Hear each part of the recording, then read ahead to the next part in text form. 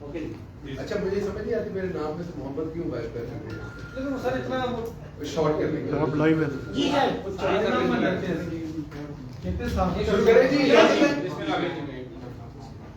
اچھا جی بسم اللہ الرحمن الرحیم. آپ سب دوستوں کی تشریف آوری کا شکریہ. آج کی جو پریسر ہے وہ بڑی امپورٹنٹ ہے 2-3 وجوہات کی وجہ سے. ایک تو خوشخبریاں آ رہی ہیں بہت ساری پاکستان.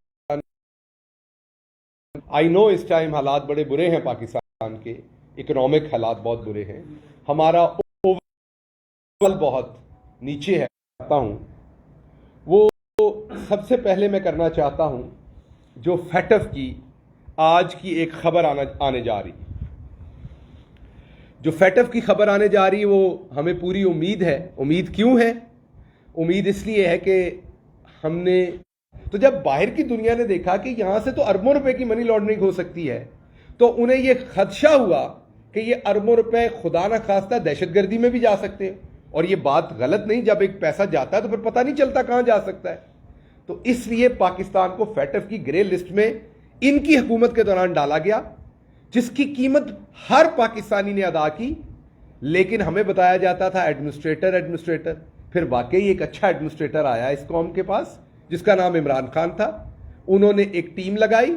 کبھی کچھ چیزیں گرم ہوتی ہیں اور پھر آپ کو مسئلہ بنے گا, اس لیے پہلے سوچ لیا کریں کہ اس چیز کو منہ میں ڈالنا چاہیے کہ نہیں آپ کو. تو یہ فیٹف جو ہے یہ آج ایک اچھی خبر لا رہا ہے اور اس کا سہرا جو ہے وہ ہر پاکستانی پہ جاتا ہے اور اس کے ساتھ عمران خان پہ جاتا ہے. دوسری بات میں کروں گا, بہت خوش آئند بات ہے کہ D G I S P R نے کمیشن بنانے کی حمایت کر دی ہے.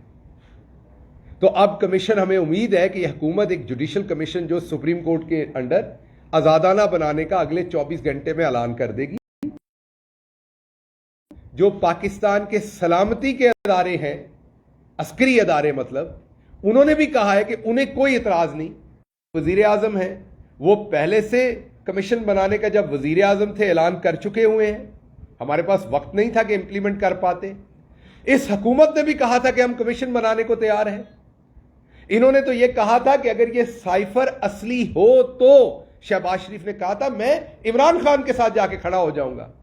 سائفر تو اصلی پھر خود بھی مانا, اسمبلی کے فلور پہ بھی مانا, ان کی اپنی چیئر کے اندر جو نیشنل سیکیورٹی کمیٹی کا اجلاس ہوا اس میں بھی مانا. تو اب تو کوئی بات رہ نہیں گئی. انہوں نے خود بھی کہا کہ ہاں مداخلت ہوئی, آرمڈ فورسز بھی کہہ رہی ہیں کہ مداخلت ہوئی. تو اب سوال یہ ہے کہ ایک تو مداخلت روکنی کس نے تھی, اب کمیشن یہ فائنڈ آؤٹ کرے. کمیشن یہ بھی فائنڈ آؤٹ کرے کہ جب یہ سازش ہوئی اور اس کے بعد مداخلت ہوئی تو اس میں کون کون شریک تھا. Pakistan is one of those prominent scholars in this country جن کی سب عزت کرتے ہیں, جن کا سب احترام کرتے ہیں. وہ ہماری پوری حکومت کے زمانے میں ہی was one of the toughest critic on our government, اور ہم نے اس کے باوجود انہیں رسپیکٹ کیا. اس وقت کے پرائم منسٹر عمران خان ان کو اس کے باوجود انوائٹ کرتے تھے. معاشی طور پر ڈبویا جا رہا ہے پاکستان کو, جس طریقے سے پاکستان کی عوام کو ڈبویا جا رہا ہے وہ بغیر سازش کے ہو نہیں سکتا. معاف کیجیے گا, ہم گاؤں کے لوگ ہیں, ایک درخت کو بھی آپ پانی دینا بند کریں تو اسے بھی 6 مہینے لگتے ہیں خشک ہونے میں, بڑے درخت کو. ہاں اس کی جڑوں میں زہر ڈالیں تو پھر وہ جلدی خشک ہوتا ہے. یہ پاکستان کی جڑوں میں میر جعفر, میر صادق زہر ڈال رہے ہیں جو اتنی تیزی سے یہ سارے معاملات ہو رہے ہیں. میں چھوٹا پریسر کروں گا اس لیے میں نے کوئک اگلے مدے کے اوپر موو کرنا ہے. میں اس پہ آپ سے بات کر لوں جو اگلا امپورٹنٹ مدعا ہے. وہ ہے انہوں نے ایک الزام لگایا سابق وزیر اعظم پر, ان کی اہلیہ پر, 5 ارب روپے رشوت لی ہے. میں نے سابق وزیر اعظم صاحب سے بات کی اور وہ خوشخبری میں نے یہ بتانی تھی کہ وہ 5 ارب روپے مل گئے ہیں. وہ جو رشوت لی تھی وہ 5 ارب روپے مل گئے ہیں. اب میں نے آپ کو ایڈریس دینا اور آپ نے وہاں سے جا کے ریکور کرنا ہے. وہ 5 ارب روپے آپ کے اسی قطری پھپھے کے پاس پڑے ہوئے ہیں جس نے آپ کو اپارٹمنٹ لے کے دیے تھے. تو آپ نے اپنے اسی قطری کے ساتھ رابطہ کرنا ہے اور اسے بتانا ہے کہ وہ والا 5 ارب بھی وہیں پڑا ہوا ہے, اٹھا لے وہاں. گیا, کرپشن کی گئی. تو اس کا مطلب یہ ہوا کہ ملک ریاض صاحب نے این سی اے کو خریدا ہے یا مینج کیا ہے. ظاہری بات ہے یہ کیس این سی اے کے پاس چل رہا ہے تو اس سے ریلیٹڈ کہیں پہ بھی کوئی کرپشن ہوگی تو این سی اے تو انویسٹیگیشن ہے. اگر میں یہاں بیٹھ کے بھی پیسہ لوں گا تو این سی اے تو اس کی پروب کرے گا. تو you are trying to tell us that you bought N C A اور ملک ریاض باٹ این سی اے. سو اس کا مطلب یہ ہے کہ جو آپ پچھلے دنوں ایک کلیم کر رہے تھے کہ این سی اے بیٹے نے خریدا کس سے, حسن نواز سے, آپ تو یہاں پر یہ کہتے ہیں کہ حسن نواز کچھ نہیں کرتا, وہ اسٹوڈنٹ تھا, اس کا کوئی کاروبار نہیں ہے. یہ آپ خود کہتے ہیں, ہم نہیں کہتے. حسین کہتے کاروبار کرتا ہے, حسن کہتے ہیں ویلا ہے, ویلڑ ہے, اس کا کوئی کاروبار نہیں, وہ کچھ نہیں کرتا. یہ آپ کہتے رہے ہیں. تو حسن نواز کو کیا پھر اسی قطری پھپھے نے پیسے دیے تھے یہ اپارٹمنٹ لینے کے لیے؟ میرے بھی پے نے وہ کل 743 روپے. آج کل ڈیزل پٹرول بہت مہنگا ہے, بھی تنگی, خدا کی قسم تنگی آ رہی ہے. بے شرمو, اگر ہم تم لوگوں کی طرح کے کرپٹ وزیر ہوتے تو آج ہمیں پریشانی نہ ہوتی. دل پہ ہاتھ رکھ کے اللہ کو حاضر ناظر جان کے میں یہ اللہ کو حاضر ناظر کہ جو پٹرول ڈیزل کے ریٹ بڑے ہیں اس سے مجھے تکلیف ہو رہی ہے جب میں گاڑی میں پٹرول ڈیزل میں, کیونکہ ہم نے حق حلال کے پیسے کے ساتھ یہ کرنا ہے. تم لوگوں والا حال تو ہے نہیں. تو اس لیے مجھے اب یہ بتائیں آپ کہ آپ کے حسن کے پاس یہ پیسہ کہاں سے آیا؟ آپ تو کہتے ہیں وہ کوئی کام, آپ بے عزت کر رہے ہو. تو پہلے تو میں یہ بات کر دوں. تیسری بات یہ کی گئی کہ اس میں ایک ٹرسٹ کو زمین دی گئی. یہ بات کی گئی کہ ایک ٹرسٹ کو زمین دے کے خان صاحب نے رشوت لے لی. ٹرسٹ کون سا ہے بتا دیتا ہوں. یہاں جہلم کے رستے میں سہاوا ہے, جو دوسرے ملک کے لوگ ہیں ان کو بتانے کے لیے, مین اسلام آباد سے قریب ہی ہے. وہاں پر ایک یونیورسٹی بنائی گئی ہے جس میں 100% غریب بچے اسکالرشپ پہ پڑھتے ہیں. جیسے شوکت خانم ہاسپٹل خان صاحب کی ملکیت نہیں ہے, غریب آدمی کی ملکیت ہے وہ یونیورسٹی. وہاں غریب آدمی کا بچہ 100% فری پڑھتا ہے. اگر اس کو کسی پراپرٹی کے بندے نے زمین دی ہے تو اس نے ثواب کے لیے دی ہوگی اللہ میاں سے. اس پر خان صاحب پہ کیا آسان ہے, خان صاحب پہ کیا رشوت ہے اس کی. آپ کل کو اپنی زمین قبرستان کے لیے وقف کرتے ہیں تو اس کا آپ کا, اگر آپ کے اپنے گاؤں میں کرتے ہیں تو آپ کا کسی پہ احسان کیا ہے؟ آپ نے اللہ کے لیے کی ہے. آپ کسی اسکول کو دیتے ہیں, آپ مسجد کو دیتے ہیں, آپ کالج کی زمین کے لیے دیتے ہیں, تو آپ کی کسی پہ کوئی احسان نہیں ہے, رشوت نہیں ہے. یہ آپ کا اور آپ کے اللہ کا معاملہ ہے. اس لیے شرم کریں. آپ خان صاحب سے فرا بی بی کا حساب مانگتے ہیں اور خود جب یہ آپ کا گونگلو جاتا ہے اندر, یہ شہباز شریف یہ کہتا ہے میں اپنے بیٹوں کا جواب دہ نہیں ہوں, میرے بیٹے کاروبار کرتے میں ان کا جواب دہ نہیں ہوں, سیاست میں کرتا ہوں. آپ کا یہ گونگلو جواب دہ نہیں ہے. اور خان صاحب جواب دہ ہیں ہر اس شخص کے جو ان کو کسی بھی طرح سے جانتا ہے. ایسے نہیں چلنا, معیار ایک رکھیں. اگر تو خان صاحب نے بھی اپنے تمام جاننے والوں کے جواب دینے ہیں تو آپ کم از کم اپنے خونی رشتوں کے ہی جواب دے دیں. آپ تو کہتے ہیں ان پہ پاکستانی قانون ہی نافذ نہیں ہوتا. کیا آپ یہ کہتے ہیں کہ نہیں کہتے؟ آپ تو کہتے ہیں کہ ان کے اوپر ان کے ہم جواب دہ ہی نہیں ہیں. کیا آپ نے یہ کہے کہ نہیں؟ پھر خاتون اول کی کے بارے میں دو لوگ آپس میں بات کر رہے ہیں, ایک باپ بیٹی بات کر رہے ہیں, جو انہوں نے کہا کہ یہ جعلی آڈیو ہے جو انہوں نے نکالی. آج کل آپ کو بڑی اچھی طرح سے پتا کسی کی بھی آواز بنا کے نکال سکتے ہیں. اور وہ آپس میں بات کر رہے ہیں خاتون اول کو ہم نے یہ کرنا ہے, یہ انگوٹھی دینی ہے, وہ دینی ہے. تو پہلے تو وہ آڈیو جعلی ثابت ہو گئی, انہوں نے کہہ دیا. آپ کی علی امین سرجری کی بات کریں تو وہ بد تہذیبی ہے. آپ کسی گھریلو خاتون کے بارے میں باتیں کریں تو وہ بد تہذیبی نہیں ہے. آپ کی زبان کھینچ لی جائے گی اگر آپ لوگوں کی گھر کی خواتین کو جعلی طریقے سے چیزوں میں انوالو کریں گے. اور ہم آپ کو یہ اپوزیشن میں بیٹھ کے کہہ رہے ہیں, ہم کو عابد شیر علی کی طرح ویزا لگا کے اسی دن باہر نہیں بھاگ گئے. ہم یہاں آپ کے سامنے کھڑے کہہ رہے ہیں. ہمیں یہ بھی پتا ہے کہ مریم اورنگزیب شہباز شریف کو بیٹھ کے کہتی ہیں کہ سب سے پہلے ان کے سپوکس پرسن شہباز گل کو اٹھا لیتے ہیں. بی بی ابھی کے پی ہاؤس ہوں, ابھی یہاں سے بنی گالا جانا ہے, رستے میں جہاں دل کرتا ہے اٹھا لیں. ہم تو اٹھنے کے لیے بیٹھے ہوئے ہیں. اگر آپ نے یہاں سے جیسے مقصود چپڑاسی کو اوپر اٹھایا ہے وہ بھی کر لیں. کیونکہ عزتوں اور ذلتوں کا مالک اوپر رب العالمین ہے، رزق کا مالک اوپر رب العالمین ہے، اور انسان کی زندگی موت کا مالک رب العالمین ہے۔ تو جو اللہ تعالیٰ ہیں انہوں نے واضح بتا دیا، اگر آپ سے ڈروں گا تو یہ بھی شرک کروں گا، پھر آپ کے بت کو بھی پالوں گا، جو خان صاحب کہتے ہیں کہ بتوں کو نہیں پالنا۔ اگر یہ رانا ثناءاللہ کے بت سے ڈروں گا تو پھر یہ بھی شرک کروں گا، کیونکہ اللہ کہتا ہے میرے سامنے جھکو، صرف میرے سے ڈرو۔ تو آپ سے اس طرح ہمیں ڈر نہیں لگنا۔ آپ اگر لوگوں کی گھر کی خواتین کے اوپر بات کریں گے تو پھر آپ کی پلاسٹک سرجری کے بل باہر آئیں گے، پھر جواب آئے گا، اور وہ بل کس نے پے کیے اس کے جواب آپ کو دینے پڑیں گے۔ اگلی بات میں آخری کر دوں اور اس کے بعد میں آپ کے سوالات لیتا ہوں۔ دو چیزیں صرف کوئکلی۔ پنجاب میں جو تماشا ہو رہا ہے وہ آپ نے دیکھ لیا ہے۔ جب حمزہ شہباز پہ بات آتی ہے بینچ ٹوٹ جاتے ہیں، جب آتی ہے بینچ ٹوٹ جاتے ہیں۔ تو فیصلہ کر لیں، اس خاندان کو ڈپلومیٹک امیونٹی دے دیں، ان پہ کوئی قانون کوئی چیز نافذ نہ ہو، نہ کوئی مقدمہ ہو، نہ ان کے بارے میں سنوائی ہو، جو یہ کہیں وہ قانون ہے۔ چلتے پھرتے بندے کو کہیں یہ اس کا گھر میرا ہے، اس کی جائیداد میری ہے، میری عہدہ میرا ہے، تو ان کو ایک امیونٹی دے دیں، ڈپلومیٹک امیونٹی دے دیں کھلی، یا انہیں بادشاہ بنا دیں ملک کا، کام ختم ہو جائے۔ دوسری بات، کراچی کا الیکشن آپ کے سامنے ہے۔ پی ٹی آئی جس ریس میں نہیں ہے 8% ٹرن آؤٹ ہے۔ جب پاکستان تحریک انصاف ریس میں نہیں ہے تو آپ کو نظر آئے گا وہ ریس نہیں ہے۔ یہ سمجھ جانا چاہیے سب کو۔ گدوں کو اگر آپ دوڑائیں گے، گھوڑا اس میں نہیں دوڑے گا، وہ ڈربی ریس نہیں ہوگی، وہ کھوتا ریس ہوگی۔ فیصد آپ کی ریمیٹنسز جو ہیں وہ نیچے چلی گئی ہیں، ان کا قصور نہیں ہے، انہیں پتہ ہے تھے چور ٹھگ آ گئے، ان کا کیا پتہ کب ان کے ڈالر پکڑ لیں، جیسے پہلے انہوں نے پکڑے تھے اور نہ دیں۔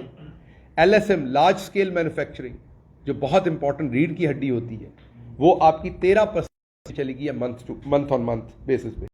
موڈیز نے ڈاؤن گریڈ کر دیا، روپیہ آپ کا 30 روپے سے نیچے چلا گیا ہے، 30 روپے سے زیادہ ہے، جس کی وجہ سے صرف روپیہ نیچے ہونے کی وجہ سے 4000 ارب روپے کا قرضہ آپ پر ایکسٹرا چڑھ گیا ہے۔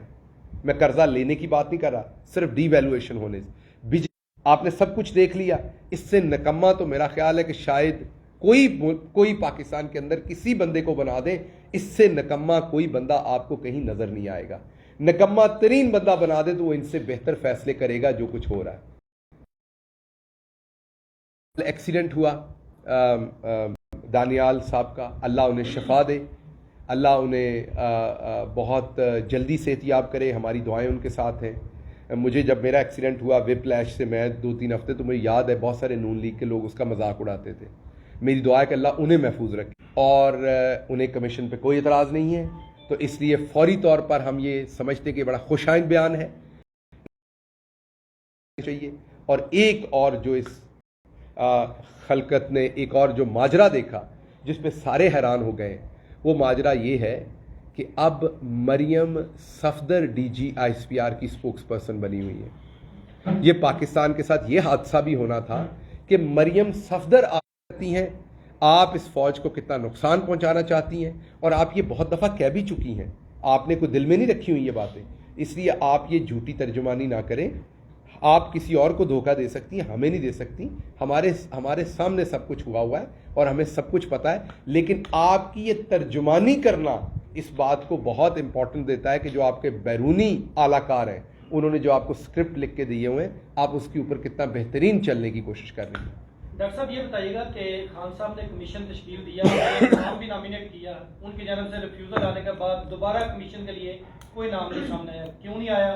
دوسری چیز، خان صاحب کو 7 تاریخ کو یہ سائفر جو ہے وہ مل گیا تھا، 27 تاریخ کو جا کے انہوں نے جلسے میں وہ لہرایا یا دکھایا۔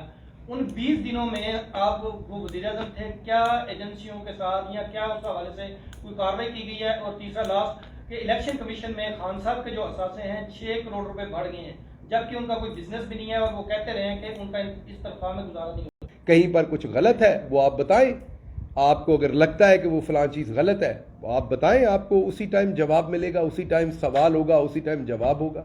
اسی لیے تو ڈکلیئر کیے ہیں، یہ تو چکر ہی نہیں کہ قطری والے پھپھے نے دیے ہوئے ہیں، ہمیں پتہ ہی نہیں ہے، یہ تو سیدھی بات۔ خان صاحب آپ کو پتہ ہے نا کہ آپ کو جب آپ ویلتھ اسٹیٹمنٹ دیتے ہیں تو وہ کنسالیڈیٹ کرنی ہوتی ہے پچھلے سالوں سے.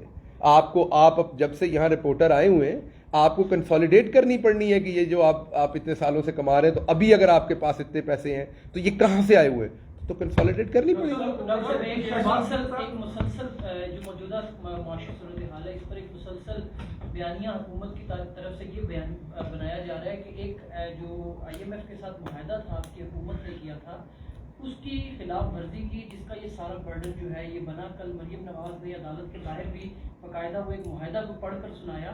اس پر سر کامنٹ کرتے ہیں کہ واقعی PTI کی حکومت نے IMF کے ساتھ کوئی معاہدے سے خلاف کیا؟ باجی کا قصور نہیں, باجی نالائق ہے, باجی کو کوئی, اور باجی کی ٹیم بھی نالائق ہے. وہ IMF کی ایک رپورٹ ہے وہ باجی کو دے دی ہے لمبی, اس کا باجی کو میں کام کی بات آج باجی آپ کو ایک کام کی بات بتاتا ہوں.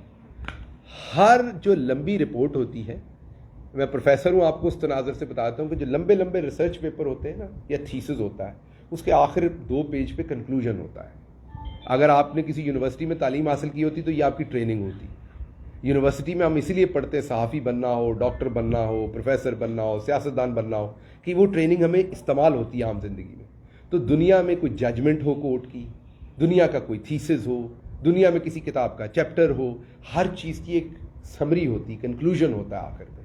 تو اگر آپ کو کوئی رپورٹ پوری نہیں پڑھی جائے, انگریزی مشکل ہو, پھنستی ہو, اس پہ آپ کا دماغ تھکتا ہو, گرم ہوتا ہو, جیسے سستا فون ہیٹ اپ ہو جاتا ہے, تو آپ اس کا آخری کنکلوژن پڑھ لیا کریں یا کوئی ساتھ رکھ لیں جو اس کو کر کے آپ کو اردو میں ٹرانسلیشن کر دے.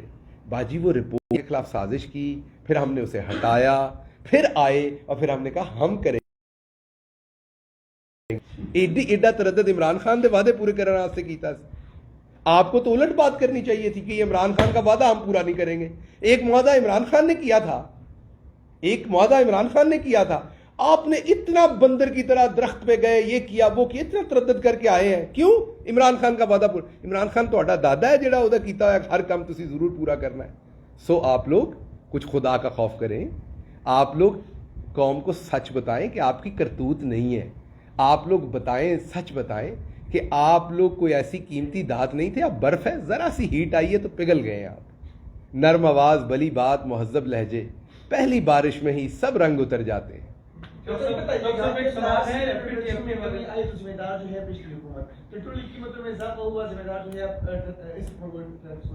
لیکن جب ایک خوشخبری ہمیں ملی پیڈف کے حوالے سے پاکستان کا نام جو ہے کریڈٹ سے نکل رہا ہے تو کریڈٹ آپ لے رہے ہیں, کیا وہ تصور نہیں؟ یار اس کی وجہ یہ ہے کہ اب اگر آپ اچھی اردو بول رہے ہیں تو اس کا کریڈٹ آپ کے ہائی اسکول والے ٹیچر کو دوں گا نا, ہیں جب سیکھ رہے تھے. آ جائیں